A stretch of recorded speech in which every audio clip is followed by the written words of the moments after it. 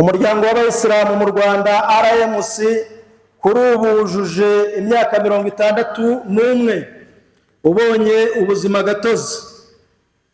Umuryango wabungabunze ubumwe imyemerere y'abayisilamu iyo myaka yose ishize, nyamara mu gihe tuvuga ibi turumva abantu hirya no hino abantu bakenyereye mu kurimbura umuryango w'abayisilamu mu Rwanda. Nyamara muri abo ngabo hari abawagiriye akamaro ndetse n'ubushobozi bafite, uwo muryango ni wo wabubagejejeho ukabagira abo bari bo ubu. Muri iyi minsi baragenda bakwirakwiza ibihuha bavuga ko mu mezi 12 umuryango w'abayisilamu mu Rwanda uzaba utagihari, ndetse ngo uzasigara mu turere gusa, ahandi hose wararangiye cyangwa ubutakiriho. Batangiye guhamagarira abayisilamu gushinga undi muryango. Ibi mwese murabyumva, murabikurikira mu binyamakuru, muri za social media nka Dawa Rwanda TV n'abatumirwa babyo cyangwa se b'icyo kinyamakuru biyise abasesenguzi, nabo ubwabo batarisobanukirwa. Ibyo byose bakaba bashaka kubigeraho binyuze mu gutesha agaciro no kwandarika ubuyobozi bw'umuryango w'abayisilamu mu Rwanda RMC ndetse n'abamenyi. Umwe mu bashakashatsi n'abanditsi yaravuze ati, niba ushaka gusenya iterambere ry'abantu hadhara, uzifashishe ibintu bitatu.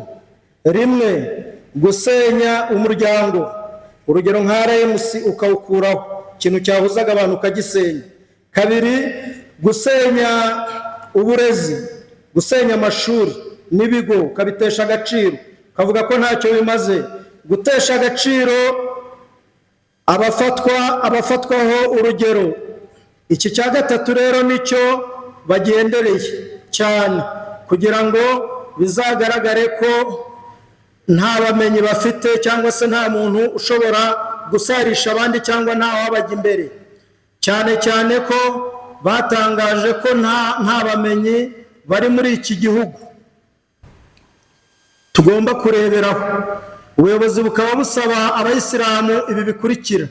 Rimwe, kwirinda ibihuha biri gukwirakwizwa n'agatsiko k'abashaka gusenya ubumwe bw'abayisilamu no kubatezamo amacakubiri ndetse n'umwiryane bakoresheje ibyo bihuha. Bimwe muri ibyo bihuha bagenda bavuga ni ibi bikurikira. A,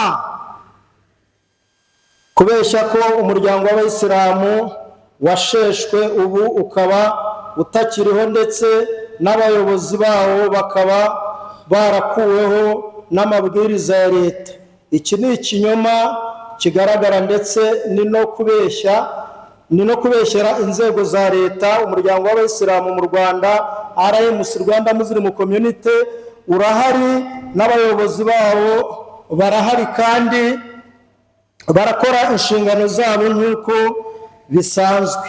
Amabwiriza leta yashyizeho icyo agamije ni ukurushaho kunoza imikorere y'insengero n'imisigiti ku neza y'abayobozi bose n'abakorera izi nzego, yaba ari urusengero cyangwa se ari umusigiti. Nanone ni mu buryo bwo kunoza imikorere y'izi nsengero ndetse no kubitegura neza cyangwa se kuzitegurira.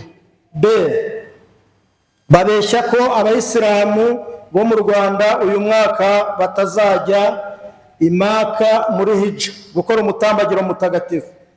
Bagahimba ko RMC, Rwanda Muslim Community, nta burenganzira ifite bwo kujyana imaka. Iki ni ikinyoma kigaragara kandi cyambaye ubusa, kuko RMC ifite uburenganzira bwo kujya gukora hija ndetse yahawe na Minisiteri ya Hijja muri Saudi Arabia, ndetse ubu imyiteguro ikaba imaze kugera kure itegurwa, kandi ibintu byose biragenda neza ku buryo abayisilamu bazajya gukora hijja bajyanye na Rwanda Air, ikaba izabakura i Kigali ikabageza Jeddah mu kugenda, ndetse ikaba izanasubirayo ikabakura i Madina ikabagarura ikabageza i Kigali.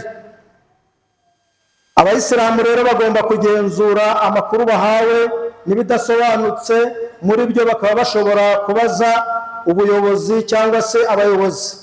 Allah muri Qur'ani muri surati al-Hujurat aya 6 Allah aratubwira ati ya ayyuhalladhina amanu in ja'akum fasiqun binaba'in fatabayyanu an tusibu qauman bijahala fatusbihu ala ma fa'altum nadimin.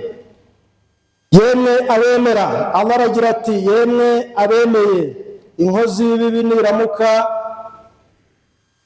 ibazaniye inkuru mujye mushishoza kugira ngo mudahohotera abantu mutabizi, maze mukaza kwicuza nyuma kandi mwamaze kubahohotera, mwamaze kugira nabi.